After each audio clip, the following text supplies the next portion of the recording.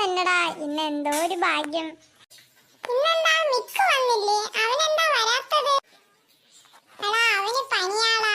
അവരിന് അടുത്ത ആഴ്ച തൊട്ടേ വരുന്നുള്ളൂ എന്ന് പറഞ്ഞു. വരൂ നമുക്ക് പോകാം. എടാ ജോണി, ഇമ്മാനുവേലേ, നമ്മളെന്ന് ശകലം നേരത്തെയാണല്ലോ. കുറച്ചു നേരം ഇവിടെ ഇരിക്കാം. ഞാൻ തളർന്നുപോയി, എന്നത്തെയും പോലെയല്ല. ഓക്കേടാ, നമുക്കതാ ഇവിടെ ഇരിക്കാം. ഞാനും എന്തോ ഇന്ന് നീ പറഞ്ഞത് ഉചിതമായ ഒരു ഐഡിയയാണ്. പിന്നെ വാ. നല്ലൊരു കാറ്റും കൂടെ അടിച്ചിരുന്നെങ്കിൽ. അതേടാ, ഇന്ന് നല്ലൊരു സുഖം നമുക്ക് കിട്ടുമായിരുന്നു അല്ലേ? അതേടാ ഇമ്മാനുവേലേ.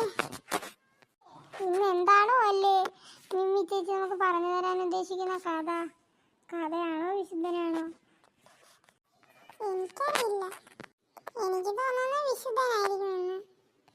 ജോണി, സമയമായടാ, നമുക്ക് പോകാം. ഓക്കേ, വരൂ. സ്പീഡിൽ നടക്കൂ, പെട്ടെന്ന് പോവണ്ടേ? അതേടാ ജോണി, പെട്ടെന്ന്. ചേച്ചി, നമുക്ക് തുടങ്ങിയാലോ? ഓക്കെ അന്ന, നമുക്ക് തുടങ്ങാം. ഇന്ന് ചേച്ചി പറഞ്ഞു തരുന്നത് ഒരു കഥയാണ് കേട്ടോ. നമുക്ക് നാളെ വിശുദ്ധന്റെ നോക്കാം. ഓക്കേ ചേച്ചി.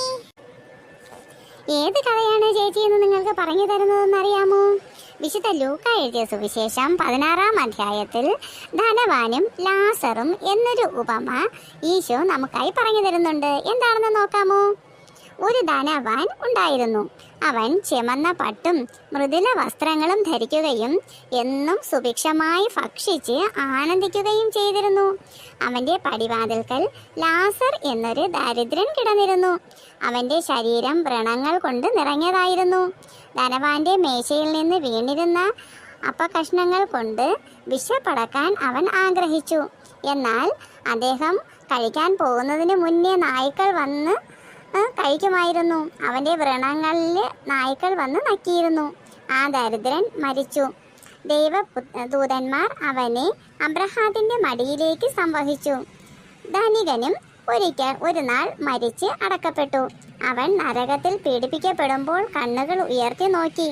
ദൂരെ അബ്രഹാത്തെയും അവന്റെ മടിയിൽ ലാസറിനെയും കണ്ടു. അവൻ വിളിച്ചു പറഞ്ഞു, പിതാവായ അബ്രഹാമേ, എന്നിൽ കനിയണമേ. തൻ്റെ വിരൽത്തുമ്പ് വെള്ളത്തിൽ മുക്കി എൻ്റെ നാവ് തണുപ്പിക്കാനായി ലാസറിനെ അയക്കണമേ. ഞാൻ ഈ അഗ്നിജ്വാലയിൽ കിടന്ന് യാതന അനുഭവിക്കുന്നു. അബ്രഹാം പറഞ്ഞു, മകനെ, നീ ഓർമ്മിക്കുക, നിനക്ക് ജീവിതകാലത്ത് എല്ലാ സുഖ സൗകര്യങ്ങളും ലഭിച്ചിരുന്നു. ലാസറിനോ കഷ്ടതകളും. ഇപ്പോൾ അവൻ ഇവിടെ ആനന്ദിക്കുകയും നീ വേദന അനുഭവിക്കുകയും ചെയ്യുന്നു. കൂടാതെ ഞങ്ങൾക്കും നിങ്ങൾക്കും മധ്യേ ഒരു വലിയ ഗർത്തവും സ്ഥാപിക്കപ്പെട്ടിരിക്കുന്നു. ഇവിടെ നിന്ന് നിങ്ങളുടെ അടുത്തേക്കോ അവിടെ നിന്ന് ഞങ്ങളുടെ അടുത്തേക്കോ വരാൻ ആഗ്രഹിക്കുന്നവർക്ക് അത് സാധിക്കുകയില്ല. അപ്പോൾ അവൻ പറഞ്ഞു, പിതാവേ, അങ്ങനെയെങ്കിൽ ലാസറിനെ എൻ്റെ പിതൃഭവനത്തിലേക്ക് അയക്കുമോ? എന്നാൽ എനിക്ക് 5 സഹോദരങ്ങളുണ്ട്. അവരും ഈ പീഡകളുള്ള സ്ഥലത്ത് വരാതിരിക്കേണ്ടതിനാണ് ഞാനിങ്ങനെ ചോദിക്കുന്നത്. അബ്രഹാം പറഞ്ഞു, അവർക്ക് മോശയും പ്രവാചകന്മാരുമുണ്ടല്ലോ, അവരുടെ വാക്ക് കേൾക്കട്ടെ. ധനവാൻ പറഞ്ഞു, പിതാവായ അബ്രഹാമേ, അങ്ങനെയല്ല. മരിച്ചവരിൽ നിന്ന് ഒരുവൻ ചെന്ന് പറഞ്ഞാൽ അവർ അനുതപിക്കും. അബ്രഹാം അവനോട് പറഞ്ഞു, മോശയും പ്രവാചകന്മാരും പറയുന്നത് അവർ കേൾക്കുന്നില്ലെങ്കിൽ മരിച്ചവരിൽ നിന്ന് ഒരുവൻ ഉയർത്താലും അവർക്ക് ബോധ്യമാവുകയില്ല. നിങ്ങൾക്ക് കഥ ഇഷ്ടമായോ കുഞ്ഞുങ്ങളെ? എന്താണ് ഈ കഥയിലൂടെ നമുക്ക് ദൈവം പറഞ്ഞു തരുന്നതെന്ന് മനസ്സിലായോ? ധനവാൻ ആകുന്നത് കൊണ്ട് കഷ്ടമില്ല. പക്ഷേ എന്താ ചെയ്യേണ്ടത്? നാം ആയിരിക്കുന്ന മേഖലയിൽ ധനവാന് ഒത്തിരി കാര്യങ്ങൾ പാവപ്പെട്ടവർക്ക് വേണ്ടി ചെയ്യാൻ സാധിക്കുമായിരുന്നു.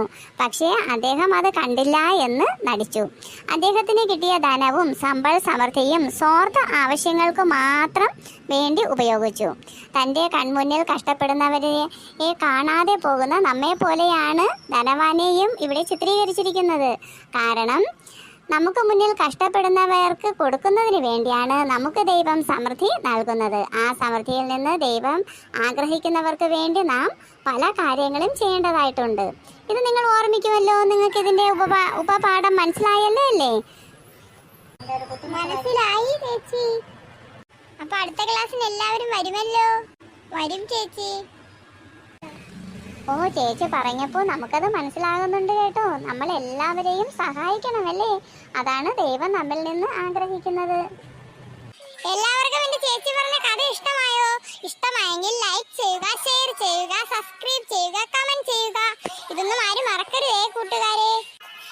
അതെ, ആരും മറക്കരുത് കേട്ടോ, ഒരിക്കലും. അപ്പോൾ ചേച്ചിയുടെ അടുത്ത വീഡിയോയിൽ